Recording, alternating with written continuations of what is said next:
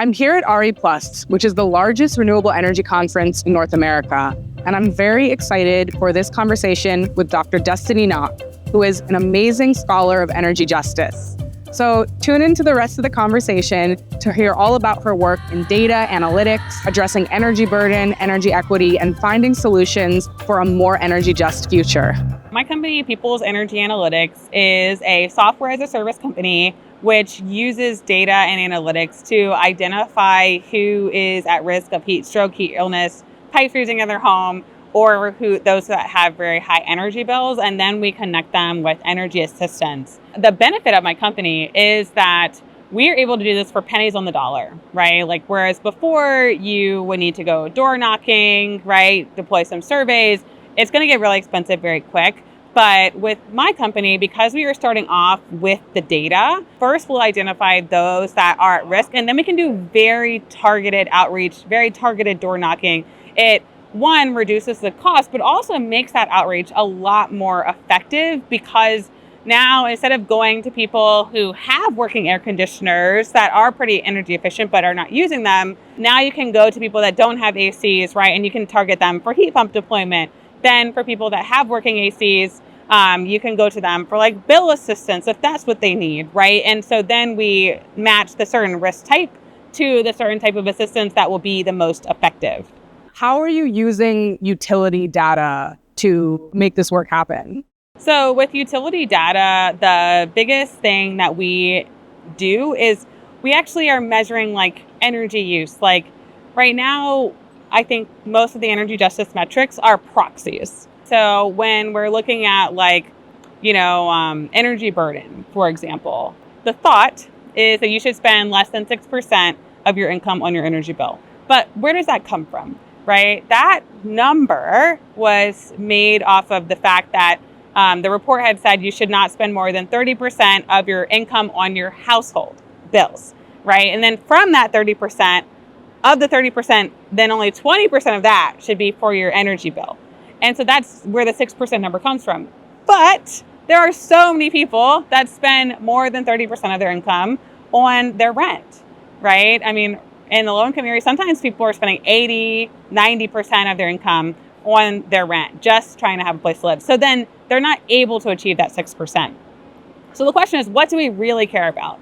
Well, we care about people not having to spend a lot of money to be safe and comfortable in their home, right? And so in order to do that, we need to have multiple metrics that look at that. So first, yes, we need to have energy burden. But then the second one is, are they safe and comfortable in their home? Are they using AC during a heat wave? Are they using their heat during a deep freeze situation? And so that's one of the things that my metrics have accomplished. And then with the work at People's Energy Analytics, that's why we are really focused on who is at risk of having their pipes freeze. Okay, let's connect them to insulation, weatherization. There's programs for that. Okay, now they have working heat, but their bills are super high. Okay, let's now connect them to bill assistance, right? Let's connect them to more energy efficient heating, right? Maybe we're connecting them to solar. Different people are starting at different places with their poverty risk, with their vulnerability, with the injustices that they're facing.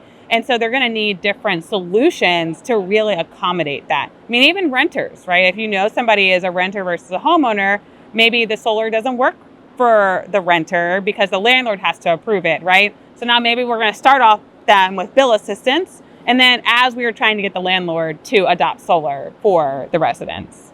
How are you thinking about your research and the research of other energy justice scholars and, colleagues of yours as helping to sort of bridge the gap research-wise so that we can actually implement solutions where the problems actually lie and not based off sort of outdated information? I think that research that ties like the community perspective to like planning, targeting, data analytics is super important. I mean, there's so many people now in the space, like of course there's Shalonda Baker, Tony Reams, Sonia Carley, Michelle Graff, Diana Hernandez, right? They're all working at somewhat of this intersection of like community-informed research, community-engaged research, and then also like what do we do? What does that mean for policy? And I think that changing the policies around how do we identify who is at risk, right? And then how do we design and implement solutions to improve their lives or reduce their risk, that's going to be super important. And the question is, what is an acceptable level of risk? I'm a household where my thermostat in the summer is set to 75 degrees because my husband can't stand the cold, right? But for us, 75 degrees is fine. I mean, we're relatively young, right? But for my 90-year-old grandfather, 75 degrees is way too hot, right? Especially for different medications that he's on, right? And things like that. And so it's about, one, understanding the community perspectives and the different struggles that they're facing, and what does a good life mean to them, I think is very important. And then after we figure out, okay, there are these let's say 7 things that are always popping to the top, the ways that people want to improve their lives. And so then with those 7, what are strategies for each given the different barriers, like home ownership, right? Capital cost of different technologies, and then just regional availability of energy services. Dominic Bednar also has a great paper on, how in Detroit, there some people just couldn't get LED light bulbs. I think it was Dominic and Tony Reams who did it. And there were just stores that just didn't have LED light bulbs, right? Such a basic level energy efficiency technology that some people just couldn't get in their area. Right. And so overcoming these different barriers, I think, is one of the ways that research really helps of identifying what is the true barrier for different classes of people. And then what are the policy solutions, what are the technology solutions, what are the social solutions? How do you see the role of joy in community building and community solutions? And maybe also what brings you joy in this work? Yeah. When I think of joy, I think of happiness, right? What makes you happy? What makes your life worth living?